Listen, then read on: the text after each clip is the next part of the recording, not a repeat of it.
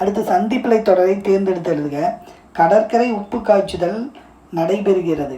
மலைப்பகுதியில் மலை பயிர்களும் நிலப்பகுதிகளில் உழவு தொழிலும் நடைபெறுகின்றன. இது முதல் ஸ்டேட்மெண்ட். கடற்கரையில் உப்பு காய்ச்சுதல் நடைபெறுகிறது. மலைப்பகுதிகளில் மலை பயிர்களும் நிலப்பகுதிகளில் உழவு தொழிலும் நடைபெறுகின்றன. இது ரெண்டாவது ஸ்டேட்மெண்ட். கடற்கரையில் உப்பு காய்ச்சுதல் நடைபெறுகிறது. மலைப்பகுதியில் மலை பயிர்களும் நிலப்பகுதியில் உழவு தொழிலும் நடைபெறுகின்றன. அப்போ என்ன இந்த இடத்துல சந்திப்பிழை அற்ற தொடராக இருக்குது அப்படின்னு பார்த்தோம் அப்படின்னா, கடற்கரையில் உப்பு காய்ச்சல், அப்போ இந்த ஸ்டேட்மெண்ட்டில் இக்கு வரல, இந்த ஃபஸ்ட்டு ஸ்டேட்மெண்ட்லேயும் இக்கு வரல, நடைபெறுகிறது. அடுத்து பிங்கிற ஸ்டேட்மெண்ட்டில் இப்பு வரல, மலைப்பகுதியில். அப்போ இதில் பார்த்தோன்னா மலைப்பகுதியில் மலைப்பயிர்களும் நிலப்பயிர்களும், அப்போ இதில் இப்பு வரல, இதுலேயும் இப்பு வரல, நிலப்பயிர்களும்.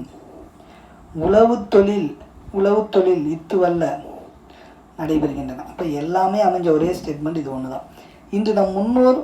இன்று நாம் உணர்கின்றோம் தம்பி, எத்தனை இன்னல்களுக்கிடையே தள்ளப்பட்டிருப்பினும் இந்த பொங்கற் புது நாளில் மட்டும் நமக்கு ஒரு மகிழ்வு என்று உரையாற்றியவர் யார் அப்படின்னா பேரினர் அண்ணா. முறையான தொடர் அமைப்பினை குறிப்பிடுக. தமிழர்களின் வீர விளையாட்டு தொன்மையான ஏறுதழுவுதல். தமிழர்களின் வீர விளையாட்டு ஏறுதழுவுதல் தொன்மையான, தவறு. தொன்மையான வீர விளையாட்டு தமிழர்களின் ஏறுதழுவுதல், அதுவும் தவறு. தமிழர்களின் தொன்மையான வீர விளையாட்டு ஏறுதழுவுதல்.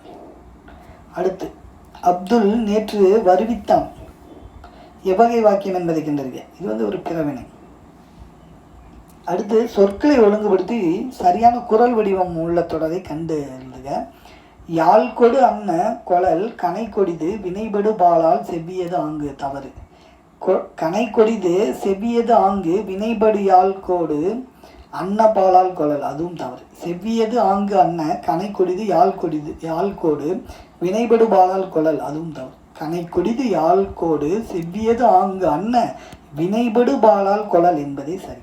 அடுத்து அகரவரிசைப்படுத்தி எழுதுக. நமக்கு தெரியும், மேலே தூய்மை, திருவிளக்கு, தவப்பெருஞ்சுடர், தீவினை, துன்பங்கள், தாய்போல் என்பதெல்லாம் கொடுத்துருக்காங்க.